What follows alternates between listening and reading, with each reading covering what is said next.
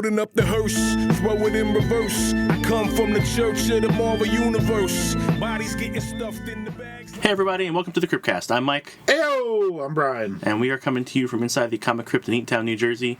And we're here to give you that little bit of new comic day that you might be missing. And we have another something special today. We have our guy Sean here. What's up, guys? I'm Sean.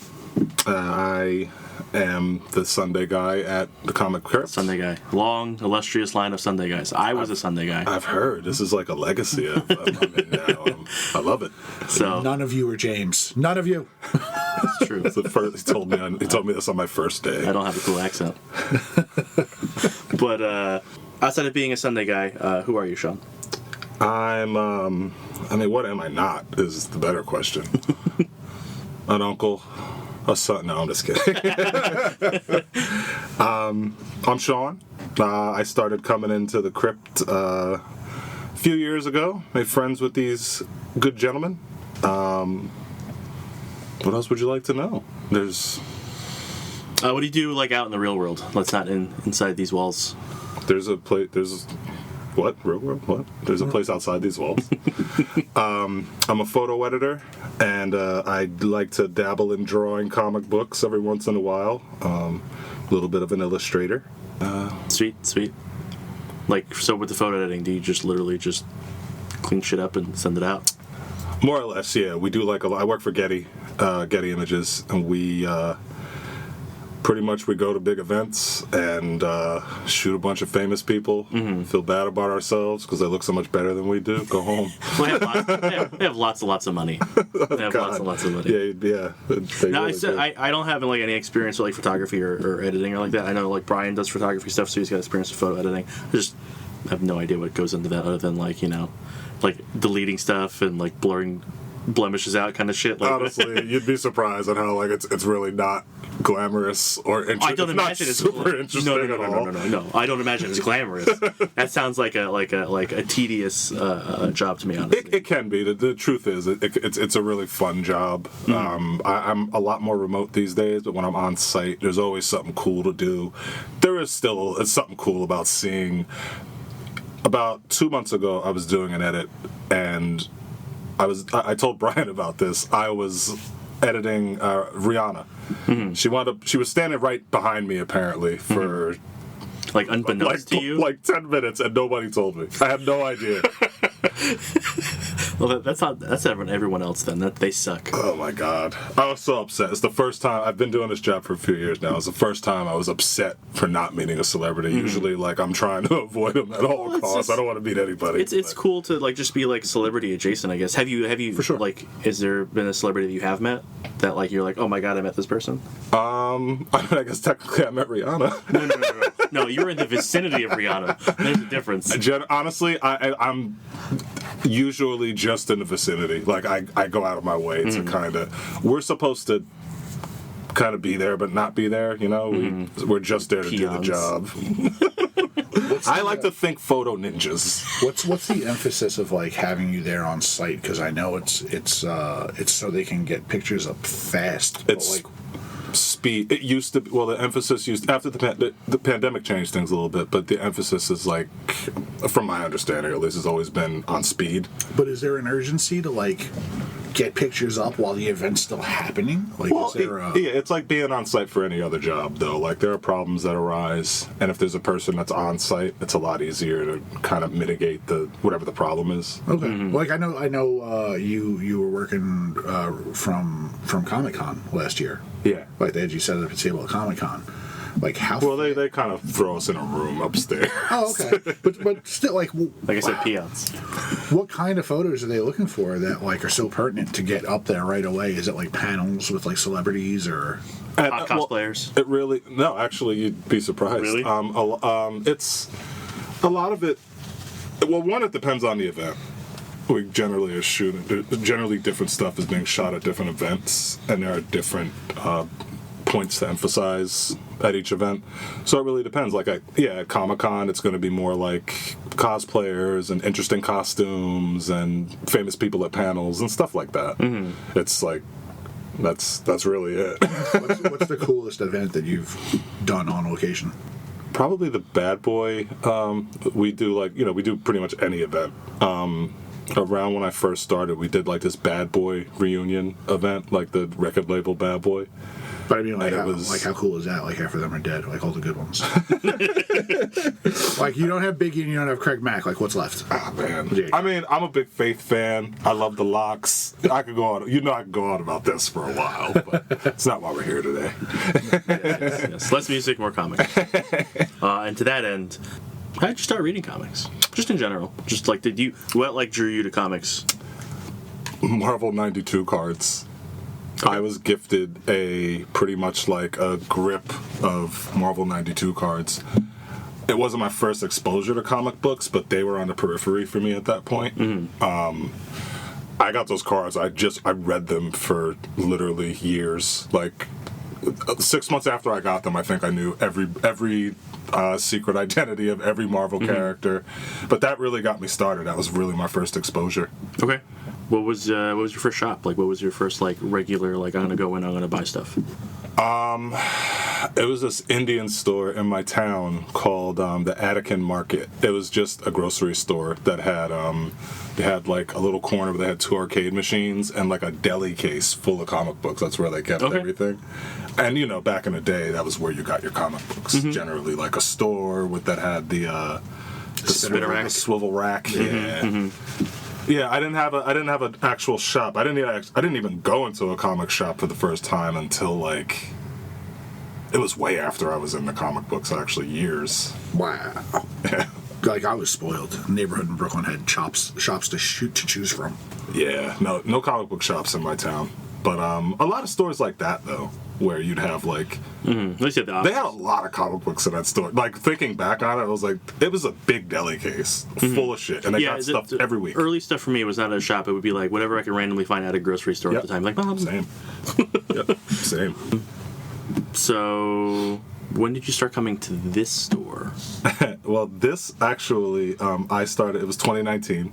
It was when House of X came out. I was trying to I wanted like a home base shop, and I worked at a store that's pretty close to here, so I had seen the shop before. I called one day. I asked if you guys had blah blah blah House of X. I don't remember which issue. You had it. I came in, and that was the rest is history. So, what specifically about House and Powers made you come back? I had been out of comic books regularly buying comic books for a little while at that point. It was a reboot. It seemed like a good point to jump on again and really get back into it. Mm-hmm. And you got the double whammy. You walked through the door and you saw Meg. And yeah. I knew people here already. So I was like, what? Yeah. My people are already here. Do you have a favorite writer or artist? I know you've only been back in for a couple of years now, but have you solidified on a couple of people? Yeah. Well, the real answer. Well, I'm going to start with favorite artist, but the real answer is Joe Mad. I'm a huge Joe Madureira fan. He's kind of the reason I'm drawing. Probably true for a lot of people my age. That graffiti style with the exaggerated. It was I used to, when I was younger, I don't know how I feel about this now, but when I was younger, I used to always, I'm not a huge anime fan, but I like the art. Mm-hmm. Like, I'm not so much into the stories and stuff like that. Sometimes it's a little bit too much for me, but I love the style. Mm-hmm. And he was like a perfect marriage of, I'm a big Jim Lee fan too. I was going to say, I'd probably have to say Jim Lee is my favorite artist, but Joe's the most influential on me. Okay. But he was such a cool, for me, middle ground where I could clearly see his influences from Jim Lee, but you could also see that dude liked anime and video games, and it bled through into his art. It really was attractive to me. It was, I related. For me, in the 90s with Jim Lee, it seemed like everybody was trying to be that, like Mark Silvestri. Definitely. And, like the super cross-hatching and super detailed, like McFarlane, Liefeld. Mad, I think, paved the way for other guys like Ramos. And for sure. And Pachallo. And for sure. That. So, it allowed that, kind of not so strict anatomy. For sure. A little more abstract, a little more interpretation. Yeah. Some of the cool, late 90s art for me, the Tim Drake run that went 183 issues, and the Cassandra St. Cain Batgirl run had really cool abstract art almost. Mm-hmm. Yeah. I'm not necessarily a fan of Joe Mad, but I do really like Ramos and Machado. Mm-hmm. Very much so. Yeah, I'm actually a really big Machado fan too. I really like I said, I feel like Jim Lee doesn't count. Everybody likes Jim Lee. Yeah, right. That's a standard like boilerplate answer. I even kind of feel like that about Joe because he was so like. I know a lot of people that don't like Joe actually, but That's I fair don't enough, know that many people that can't deny like. For that little while that he was big, like when they started, like especially after Battle Chasers started, everybody wanted to be Joe. Everybody wanted to draw like Joe. And I didn't even like Battle Chasers.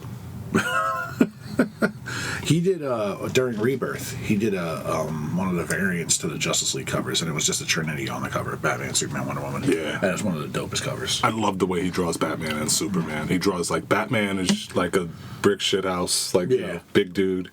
Like, go ahead. Yeah, no, and Superman he makes look like a quarterback or something. Like so, I like his Batman and Superman, and like I look at his Batman and Superman, and I look at like say Ed McGuinness's Batman and Superman, and it's like, well, if Ed McGuinness draws like all his characters the same, and it's like if Ed McGuinness like switched it up a bit and had like a little more abstract flavor to his style instead of them all looking like balloon animals, it would be mad. Like, that's fair, especially from a proportion standpoint. Yeah. His proportions weren't that different. Yeah. Right.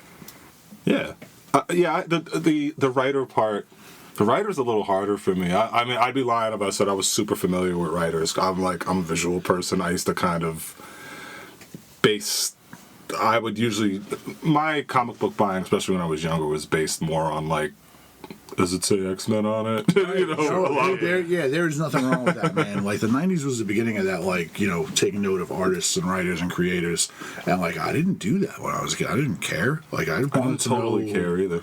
Yeah, I wanted to know if Cyclops made Wolverine look like an ass in this issue. Like I didn't, like I did not care about like who was doing it. It's just, is it good? Mm-hmm. I should probably amend that though. I didn't care at the time. I didn't realize I cared actually, because as it turns out, I'm a big Claremont fan. I didn't know at the time because I wasn't really paying enough attention. But like, I like all of his stuff. But have you read all of his stuff? Because that's a thing. I haven't read all of his. I like all of his stuff that I've read. If you went back and read X-Men Forever, where like he picks up with the run with Jim Lee in the beginning, no, you're not. Yeah, no, like, you're not. Like, you're talking about like a man past his heyday who's just getting like a book, just be like, yeah, Claire, here you go. Yeah, but you can't consistently like. No one bats 1,000 every time. No, absolutely. You also age out though. You do. Yeah, absolutely. As a human being, you only have so much gas in the tank, and you get beat to death in the comic industry fairly quickly. That's fair. Like, I mean, everything is like there's nothing original anymore. So and a lot of his stuff was so like original. Like I did. For me, it was like first exposure to a lot of even different like story ideas, stuff I had never really thought about in regard to superheroes. He's one of the greats before there were. He's one of the guys that you knew the name of in the '70s because you didn't notice anybody else. You noticed him. Him and John Byrne, and then Simonson, and like Wheezy did a lot of writing and plotting, not Walt, but like those people.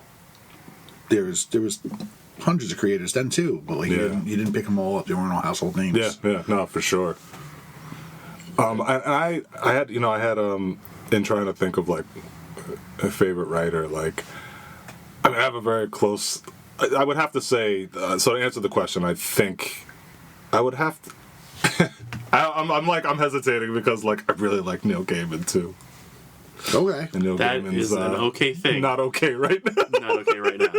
But look, that brings up the whole thing of like, how do you separate an artist from his art or their art? Like you have this with music all the time. You find out that like someone's a fucking monster. Yeah, you're never going to take away what he did and that you enjoyed it, but you can choose to not financially support him moving forward. Like, it would be it would be hard. Right. It hurts to say because I really do like Neil Gaiman, but it would be hard to. There's no rule that says an alleged rapist can't be a very good writer.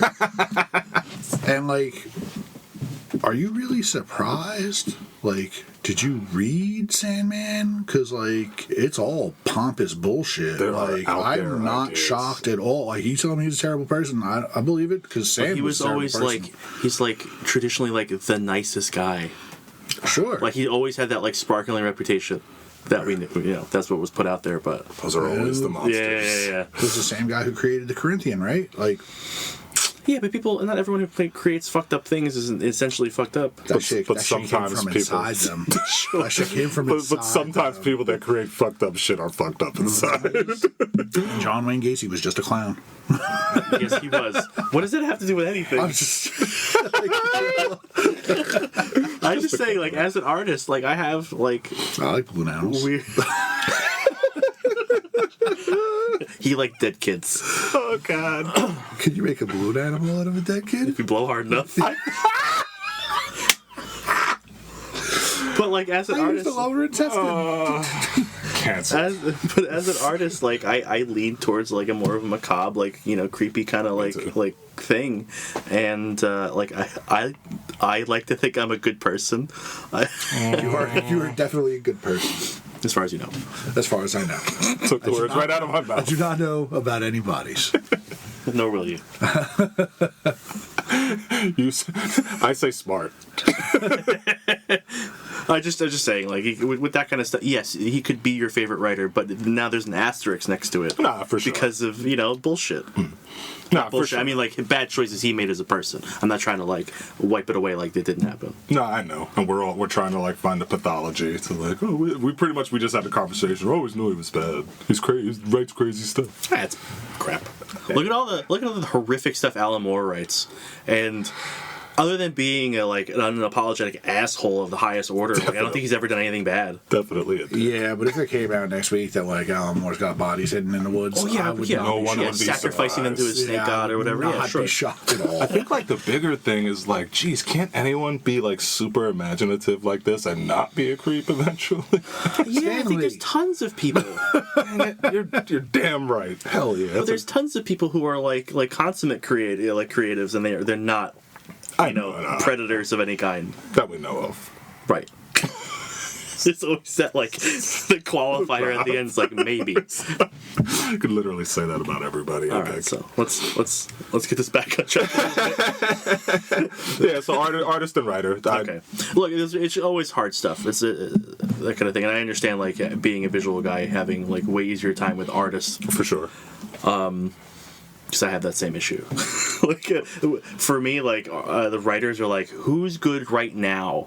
And then Yeah, artists, right? artists can go like, "Well, that was always good and it always will be." Yeah, it's yeah. weird how I like Which process is that. fair, because like 3 to 4 years, the whole comic book community got down on the ground and worshiped Jeff Johns. What's he doing now? Right. Right. You know, you burn out. Like you can't stay on top. Yeah, and I think writers just have a harder road to hoe with that kind of thing. It's just like. Honestly, I think Fraction remains in my top because, like, he wrote my favorite character so well at that time period that it was just like, nope, this is my definitive. Sure. I think it's also like writers need to kind of like realize their worth and not take on like 6-7 projects at a time and just like really buckle down and focus on like I'm gonna do this. I'm gonna Okay, do that, I'm so gonna do this. Yeah. that's an interesting thing too. you Not to have- get too sideways, but like knowing your worth, right? You go to a Comic-Con, there's Artist Alley. Is there fucking Writers Alley? No, there's not. Why? Because you can't go get a fucking sketch from a fucking writer. Write me a short story. I know. See, but that's something I always wanted to do. I always wanted to go to a writer and be like, write me a paragraph. Like, write me a synopsis. 2 sentences. Write me just a synopsis of a character I feel like and a if you setting. ever do that, But then go to an kick you out. artist and go, draw that. I feel like you're gonna get kicked out of this convention.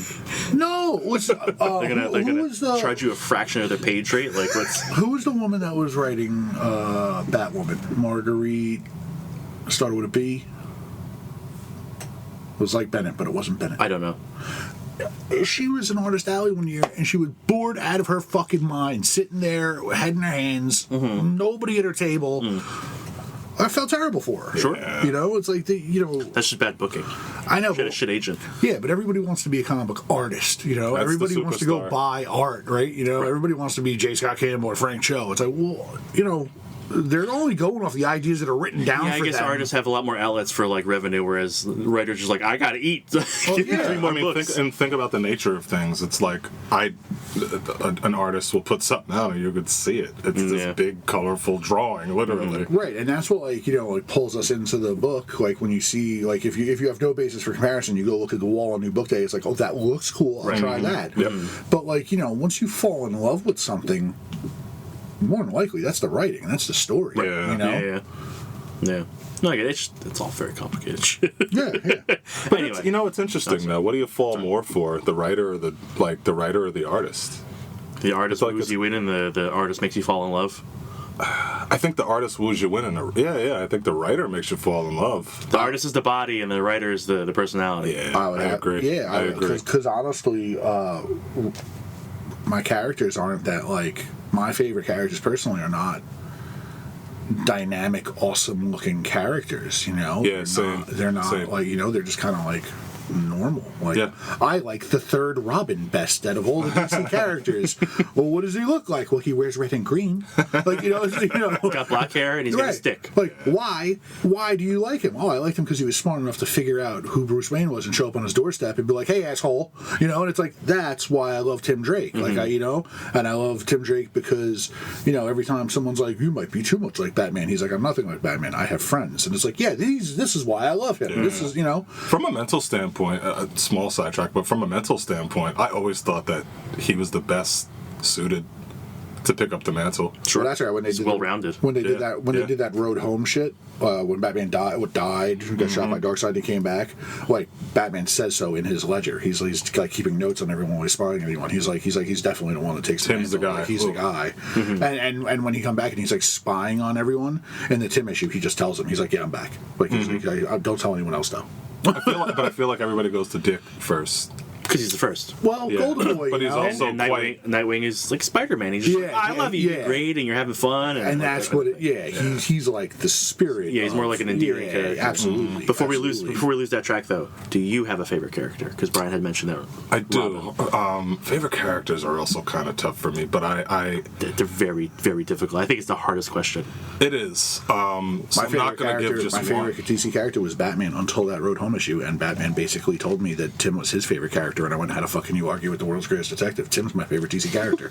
Interesting. Right? That's Right? interesting. Yeah. Batman changed my mind from liking him to liking Tim more. Yeah. I tend to. There's more of an archetype I'm into in regard to characters. So I'll tell you that first. I generally like characters that are unassuming, I guess, is like the best word. So when I thought of this question, the first character that came to mind is Shadow Moon from American Gods. I don't know if you know anything about the character. I read the novel, but this Yes. is like going back to when I was just out of high school. More or less, without like getting too into it, so the first character I'm going to pick is Shadow. I really dig Shadow. He, in the book, more or less, he represented a bridge between the old gods and the new gods in the story. The story is about more or less changing times and how difficult it is to change with the times. That's kind of represented through, there's a pantheon of old gods, Odin and Anansi and all those characters, versus like the new gods in that story, which is like technology and the internet, stuff like that.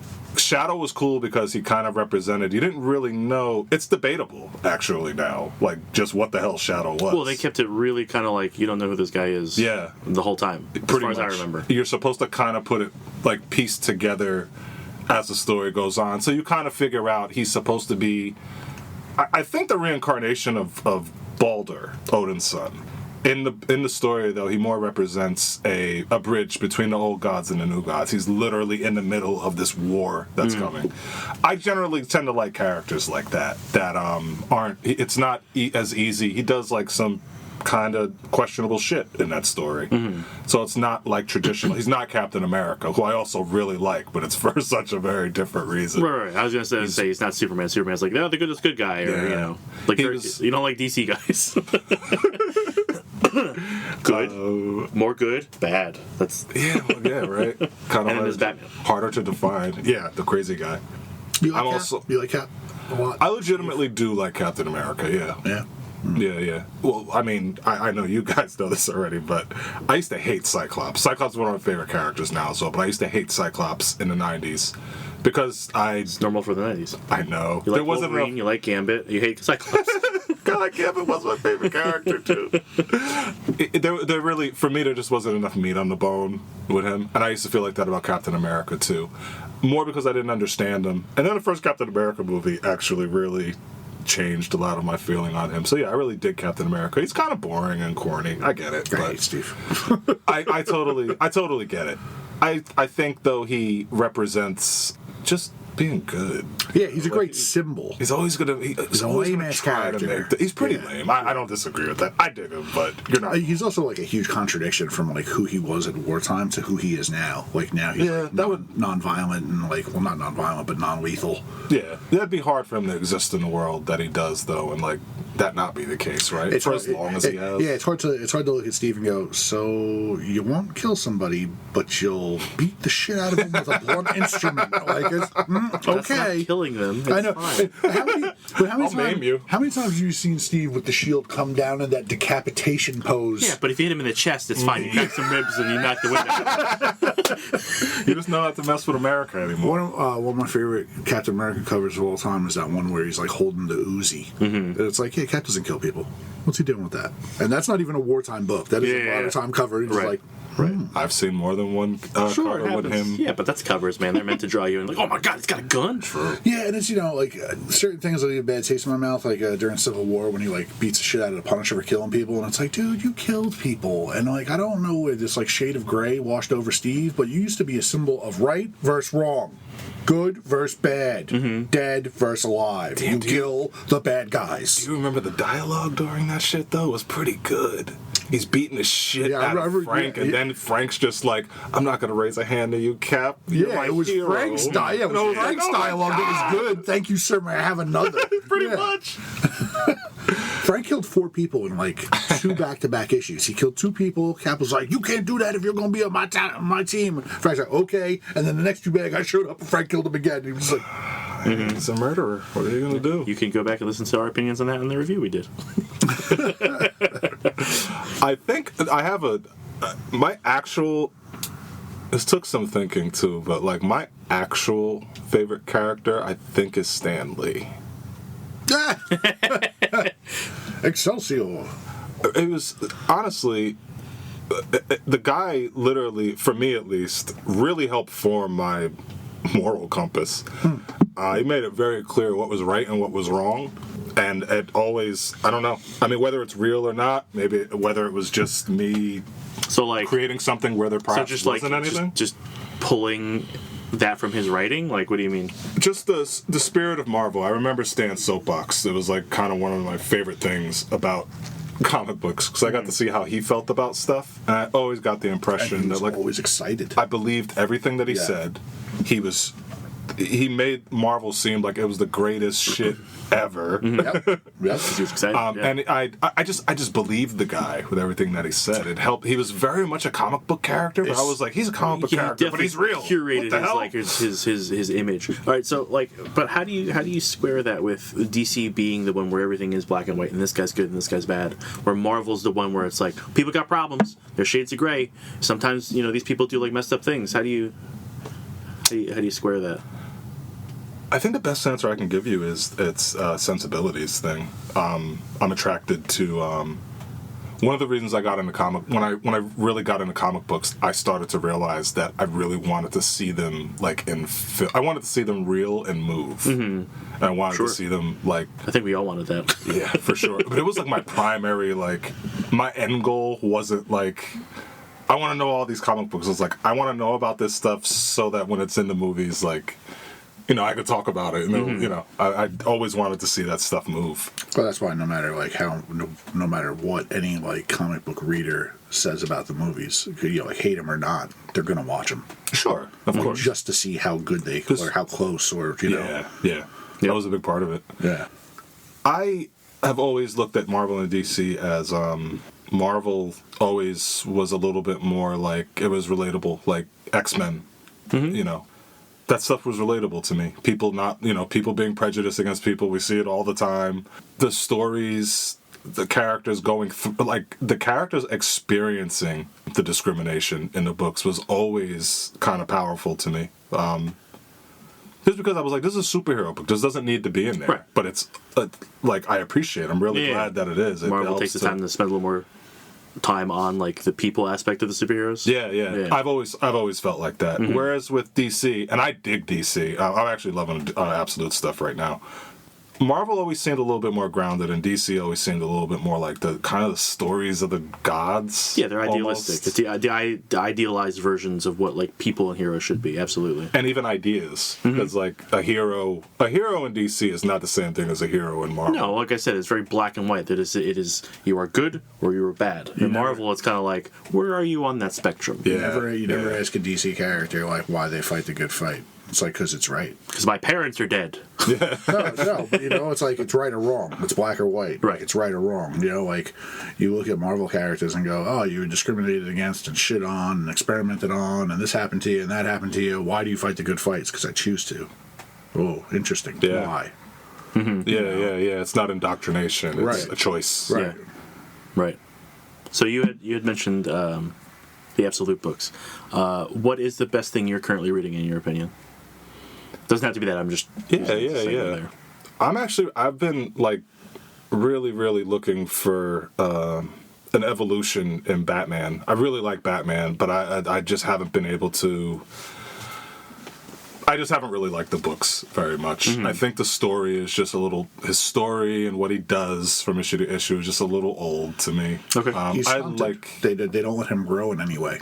It doesn't seem like. I think the biggest mistake they've done in recent history is not let him get married. They should have let him. I thought that was going to happen too. And and you don't change her because they got married. You keep her a villain. Yeah. And then she goes and she's still shit. And then people look at Batman like, what the fuck, bro?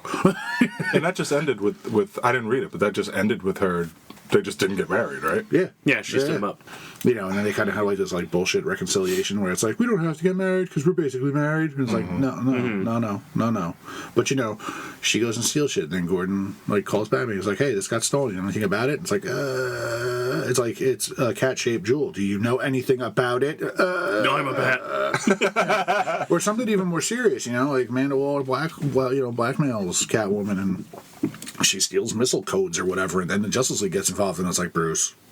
I don't think the writers should like shy away from like challenging Right, and I think they dynamics. They go like right back that. to status I think quo. they were like, that's Spider-Man can't be married. Pretty much, they were.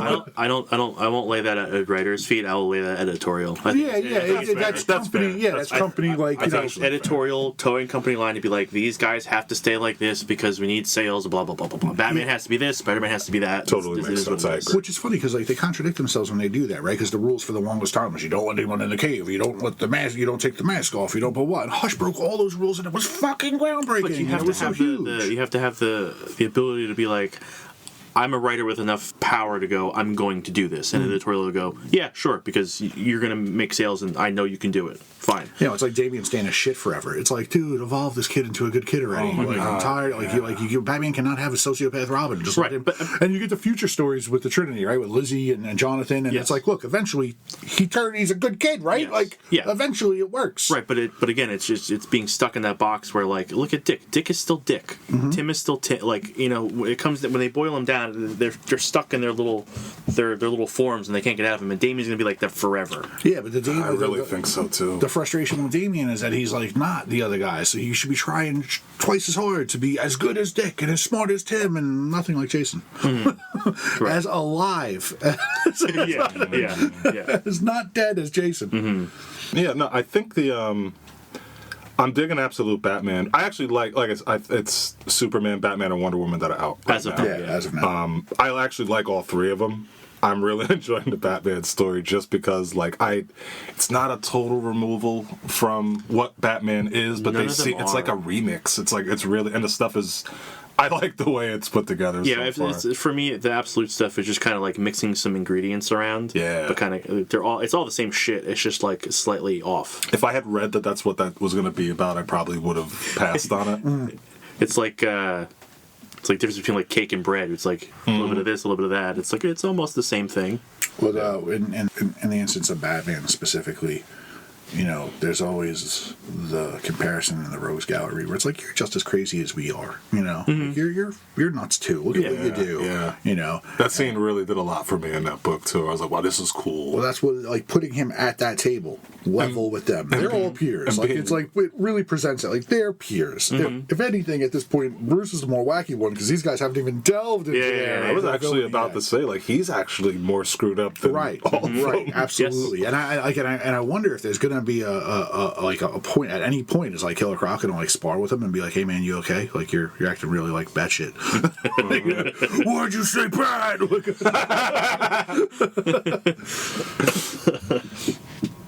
Yeah, no, they flip a lot of the dynamics in that story on their head a little bit, and it is very cool, I think. I still hate Ra's Alfred though. Just the aesthetic. Just the aesthetic. Because I see it and I see Roz. They had to many times. There's no way if we're saying that as soon as we saw him. There's no way, whoever was behind it was like, do you think this looks a little bit more? I wonder if that's purposeful. I don't think so. I think it's just the way Dragotta draws. If you go back and look at East to West, there's characters in there that look exactly like that. Oh, really? Yes. Okay. He has his models basically that he uses for different body types and has 100% in it. I forget that's him too, because East to West was like beautiful. Well, I don't feel that way about. Again, I don't hate it. I don't hate it. East to West being an original thing was like a wild. That's the preconceived notion of what characters should look like. Yeah. When someone hyper stylized comes in and does a rendition of him, you're like, whoa, that doesn't look right. Yeah. The one thing I don't like about Absolute Batman actually is whenever they show him without the mask, it's like they drew a little kid's face on top of this giant body. One of the Four Horsemen, one of the kid four horsemen in East to West has that same baby face. It's just coming to me now. Yeah, it's Bruce Wayne's baby head on a giant Hulk body. Again, it's part of his models he uses, and he could do guys without that because he had that. It was that like Native American dude who was all white and he had that like big square jaw. You're like, oh, you look more like Bruce than the babyface guy. But anyway, so that's what you're rolling with is the Absolute stuff. Right now, yeah. I mean, I'm always reading X-Men. I think they're okay Sounds right like now. Me. It's like what's the best thing ever? X-Men. We don't need to talk about anything else. X-Men. We're done.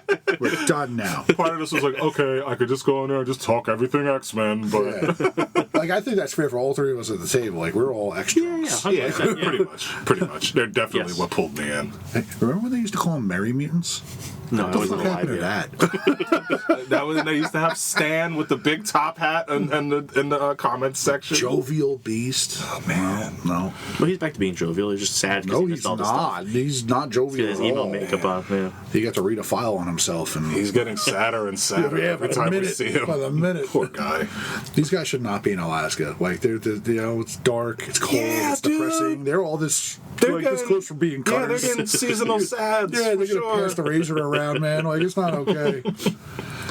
Even Magic's like, this place is too fucking depressing. I'm gonna go off have my own book for a minute. I gotta go hang around. I think live like over a minute. I think to jump into the X-Men stuff, current X-Men stuff, real quick. I like the idea of Uncanny X-Men. I like the roster; it's interesting, and I like the X-Men book is cool too. I just think that there's the bar is so high after Krakoa that it was going to be difficult for this no matter, this era to be good. No matter what came after, No matter what came after. It just the thing is everything seems so much smaller. They're so afraid to change anything permanently. I know. It's like this is the fucking fourth time you've given them an island. Madripoor, Genosha, Utopia. Like, dude, to be fair, this one, give them one. The thing that sucks is that this one worked. Yeah, like it really worked. Mm-hmm. They could have that could have been as much of a staple as Wakanda is at this point. They should have kept it. That could have been a 10-year project. They should have built their religion. They should have built everything that they were going on and all their individual titles. I think if they wanted to really like switch things up, they could have just removed the X-Men from Krakoa. Like that would have been interesting if they get like they screw something up and like they're like Haven. Yeah, but then it just falls back into we're just having Genosha too. Like eventually that'll happen. Yeah, I mean, unless it didn't, I mean, currently, control that. It's interesting that they're like discussing what the philosophy of being a mutant is. in certain books, like in NYX and stuff like that, and they're basically coming to the conclusion that like being a mutant is being an X-Man, is fighting the good fight and doing the good thing. Yeah. And it's like, cool. Would you guys go tell the two X-Men teams? Because one's hiding in Alaska and the other's hiding in a swamp in Louisiana. They're both doing stuff. Yeah, but they're not doing heroic stuff. They're doing small stuff. They're doing maintenance. They're like, where are our people? And like, we're all back on our heels. They don't have bases. Like, you know, we're squatting in a factory. We're literally at some family's home. And fighting witches in the woods with Superman powers. But, like, you know, you had everything ripped away from you. Of course, stuff's going to fracture, and you're going to end up having to build from nothing again. You're not going to just be like, we're back. And that's part of the X-Men, right? If I were any, rebuilding all the time. If I were any of those characters on either of those teams, I would choose to be hobo Professor X living on the island by myself. Like, I'm gonna go Tarzan this shit, you know? Like, they gotta still be like fruit growing. I'll live. I can dig a hole and cover my shit. I can do this. You know? Who's fighting for what's left? I do not disagree that Krakoa ended too early. It should have been a more long-lasting thing. But the fact of the matter is, it's happening, and we have no control. It's gone. So we just gotta like move with it. We're just gonna be lamenting for Krakoa forever. And I will be because at the very least it was great world building. And if you wanted to remove Krakoa, then you just should have nutted up and fucking threw them all on Mars and do the world building there. Let them have their own Mars friggin' is still planet. there. That's still on the table. True. Like we could have an event where they're like, "Fuck it," like it's too bad. Like all the mutants are going to Mars. Like, I don't know why there isn't But a I think mutant that further, space book right now. I think that removes them too far. Huh? Jean Grey. No, but like a team. Like even Make the new Guardians all mutants. even when Hank brought the kids to the future, right? Kid Cyclops fucks off and goes and hangs out with Corsair for a while. Like, he should have got the flavor bug for space. Like, I want to captain a ship. Fuck this. Like, the island kicked me out again. People hate me again. They almost put me to death for a bunch of shit I didn't even do. Right, but I'm like, going to space. But like, what do the mutants do when there's no like you don't have the context of Earth? You're fucking around with the Shi'ar. Or the Kree, or the Skrulls, or the Chitauri, or the Space Phantoms, or you go to the Cancerverse. Dude, it's comics. You can make shit up. Can I tell you something? I don't like Marvel space. Historically, I don't like any space. Same. It just does not have the same oomph behind it. When you don't have Again, it all depends on who's writing it. when you don't have the issues attached to the X-Men, they lose a lot of the meaning. I don't like space stuff, and then Jeff Johns came along and wrote some of the best 3 years of friggin' Green Lantern shit I've ever read in my life. Sure, there's Jason Aaron's Guardians run I liked. Like, it's out there, it happens, but it's very, very little. And I like the cosmic, like, gods and stuff. I like that part of Marvel. I don't like it I believe you were the asshole that when I was like, I hate space, and you're like, hey, where are the Transformers from? I'm like, fuck you, they're stranded on Earth. Doesn't count before Earth. Yeah, so, like, it's... The X-Men, I think, need the context of being, you know, discriminated against on Earth. Otherwise, like, they're just people in space. They're another alien race. Did you not enjoy the space events after Secret Invasion, where like Black Bolt tears ass through space to catch up with the Skrull Armada and wipe them out? And they go and they take over the Kree. They're like, you made us weapons, and we. Traditionally, I don't like space stuff. Is there good space stuff? Absolutely, Yeah. yes, there is. I'm not like a hard like no, never. You It's know it's why? just few and far between. You know why space isn't cool? Because there aren't no fucking mutants up there. Put an X team up there, and I bet you love it. There's Starjammers up there. They're not X-Men. My second. Cat fucking weirdo. Hanging out with a big chod. Or chode. Oh, man, Chode. You know. There's no way that's like the pronunciation of his name, right? It's supposed to be Chod. Yeah, it's Chod. I hope There's an apostrophe in there. So Yeah. Chod. Yeah. It's Chod.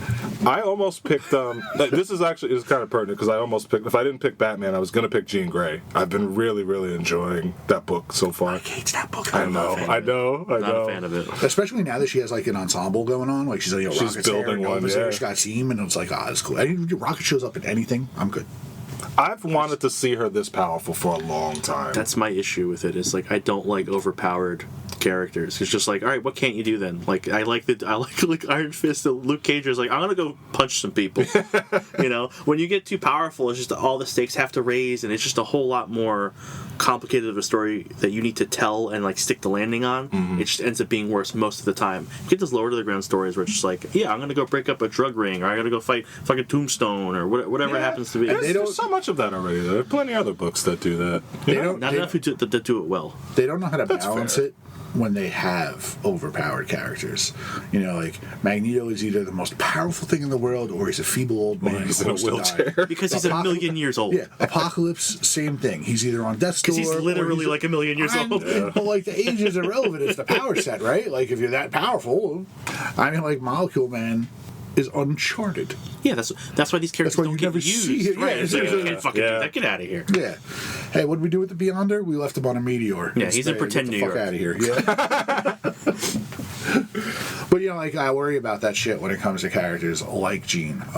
Currently like Storm, because now a little extra. We're gonna pepper some witchcraft on there. You're a descendant of a witch. That's set up. That's Weren't we just talking that's about guaranteed Yeah. setup for Absolutely, Doom. absolutely. Because Yeah. Doom's had the Jonesing for Storm since like the 70s, right? The cover where he's holding her.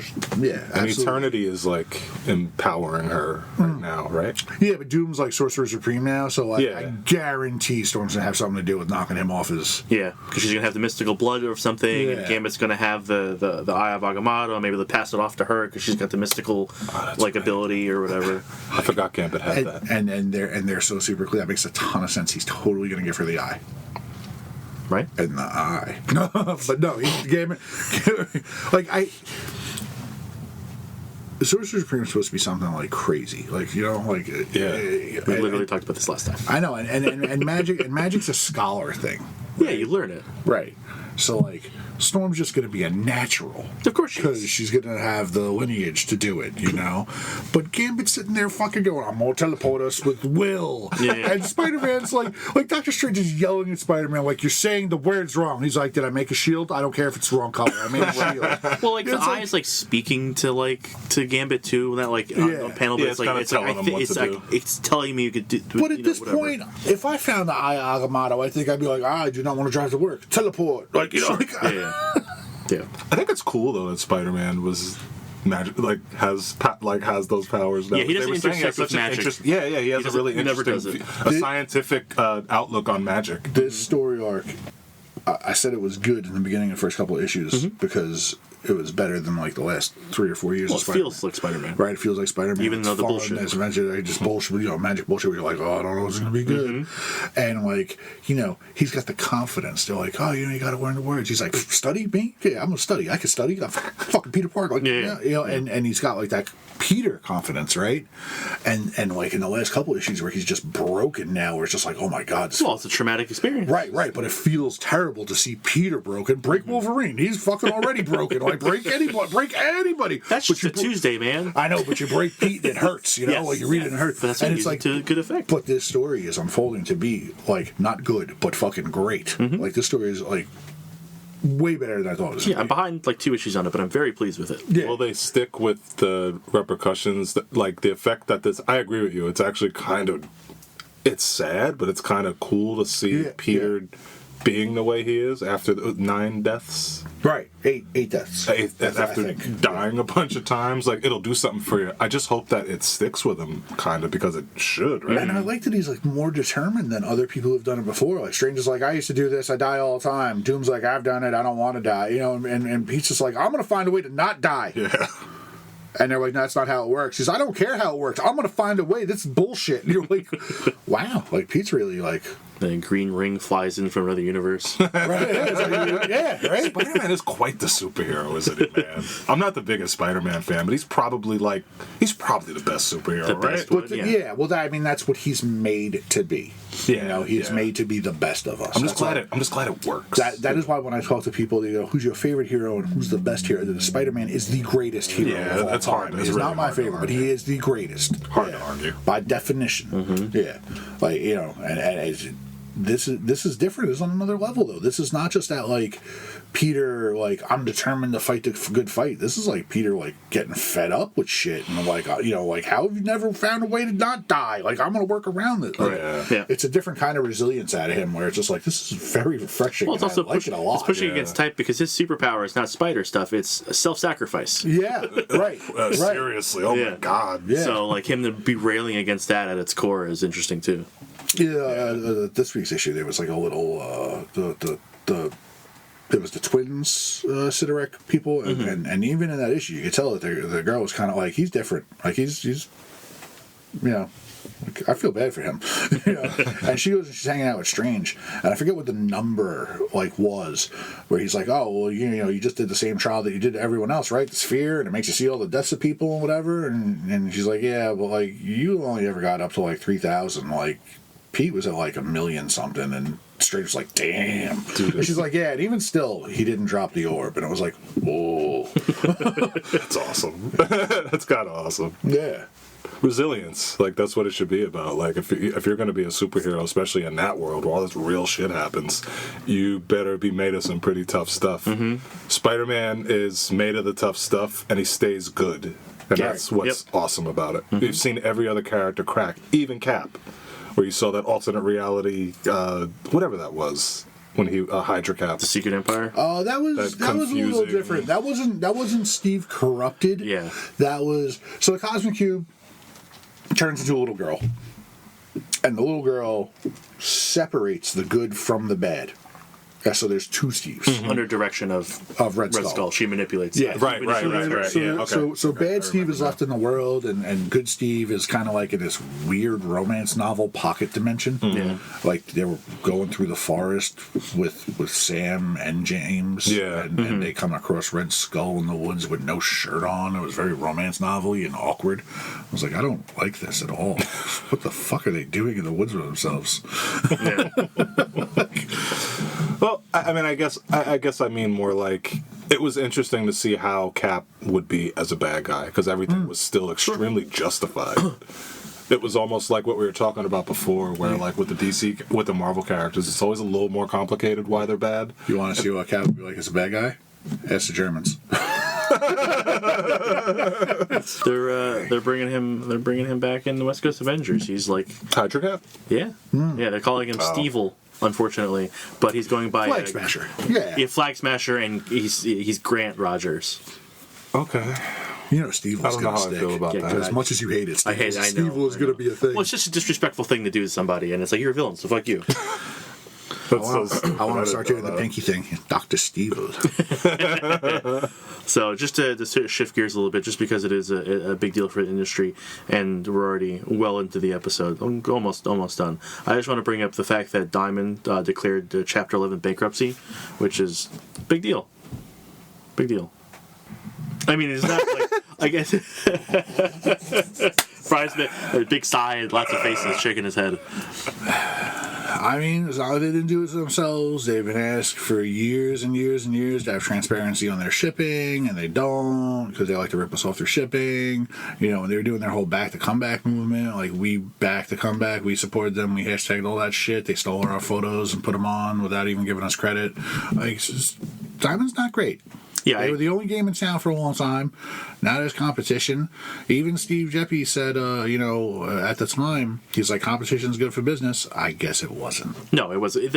I agree that they were just the biggest game in town, or the only game in town, really, for the longest time. That's what happens. You buy all your competition. Right. They just had the inability to like adapt when stuff started to go, and all the changes they made were always in response to what Penguin and Luna were doing, and never in response to feedback from fucking retailers. Yeah, they don't take feedback from retailers. They don't care. They know everything better than we do, and they don't even adapt to stay alive. As Marvel jump ship and DC jump ship and other publishers jump ship, you think they would like focus more on merch and carry more merch or new merch. No, they're regressing. They're doing models and board games. Like, they're carrying like candy and stuff like that. It's very weird.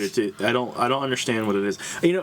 So the idea is, again, they're not like closing. Chapter 11 means they are going to continue to operate and hopefully come out the other side as like a functioning company. But they're not going to do it unless they change shit. No, so they're selling off Alliance Games and they're selling off Diamond UK, I believe. And then they're just focusing on Diamond US. And I honestly, with the fact that they don't have any major publishers anymore. I mean, their premier publisher, they're losing Boom this year. Their premier publishers are like Dynamite, Titan, Xenoscope, but that's not going to support it.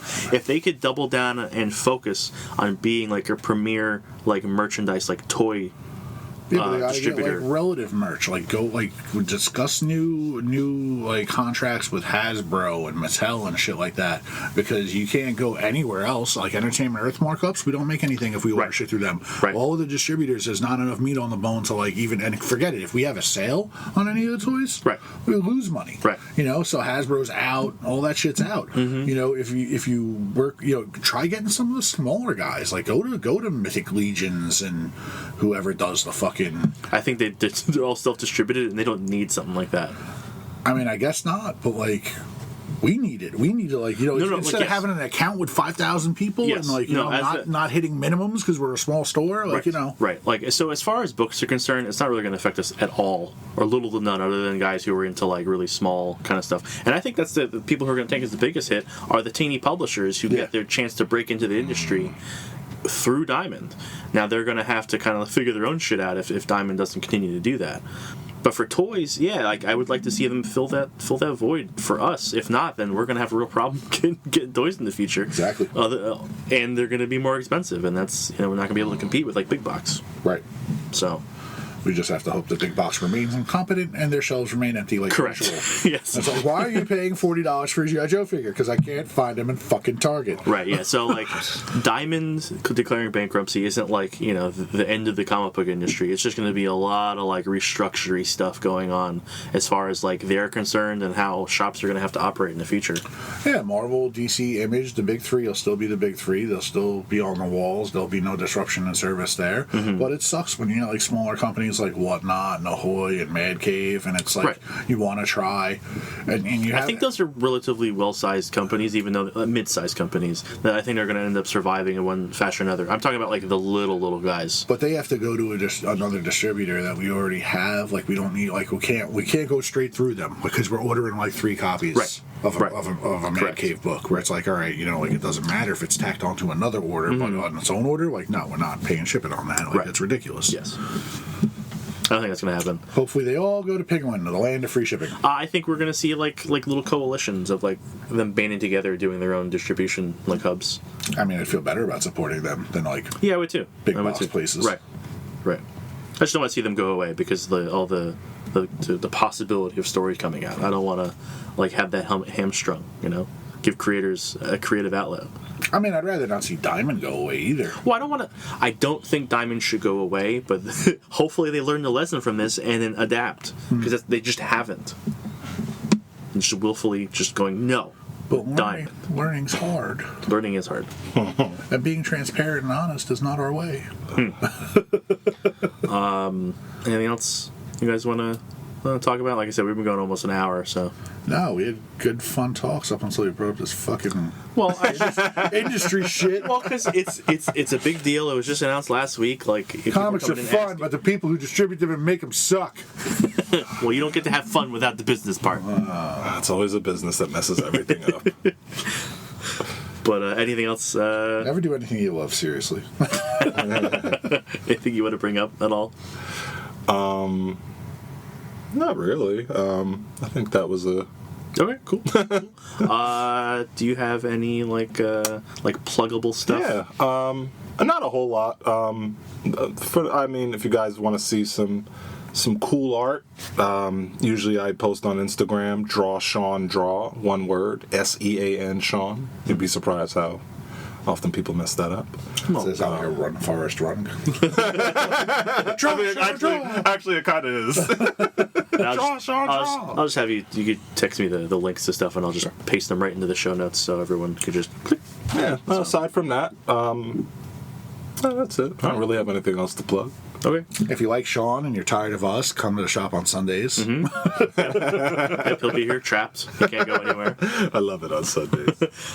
So next week, because Brian enjoyed it so much the first time around, we're going to be reviewing Deceased Unkillables, the direct sequel to Deceased. Oh yeah, and this goes up tomorrow. This is going up tomorrow, yes. The record show at the Stone Pond. Right, yes.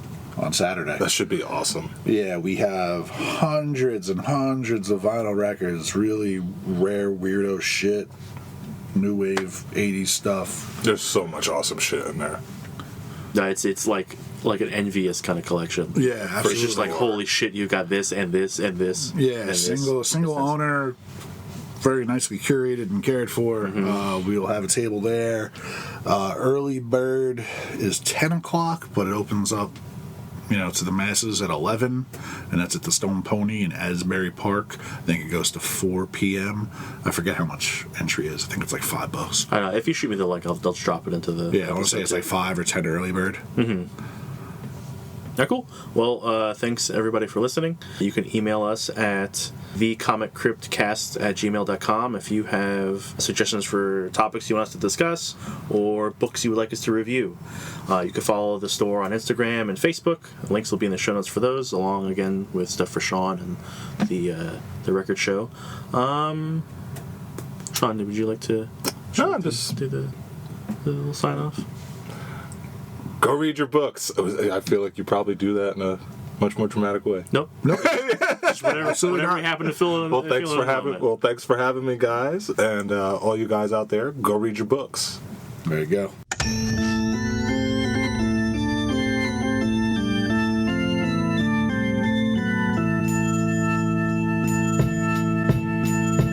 We loading up the hearse, throw it in reverse. I come from the church of the Marvel Universe. Bodies getting stuffed in the bags like comics. The hardcore get it while the soft bitches vomit. I came to this earth on a radiated comet. Now the planet is in perilous danger because I'm on it. Fly super villain with the superpowers in me. Got the rare issues and all my shit is minty. Body like Ben Grimm, suckers I be beating down. Look around and we be found chilling out in Eatontown. I be at the comic Crypt stacking up the kryptonite. Doomsday and Superman every time I grip the mic. Dark Phoenix overloading, supernova sunspot exploding. I'm the Punisher reloading Bobby Drake when he's frozen. Storm forming ominous clouds over the ocean. Working with Professor X to master my emotion. Have you posing in the box whether you know it or not. I'll easily bag your bitch like Logan did to Scott. Mr. Sinister plots when I administer shots to clone Gene from a jeans. Then this shit'll get hot like Inferno. Burn slow, humans are ash. God loves man kills in the days of future past. Now I'm working on a science lesson. Me and Brian Stratton, a rat in a cage who can't stop buying X-Men. Like a flower that blooms in the spring.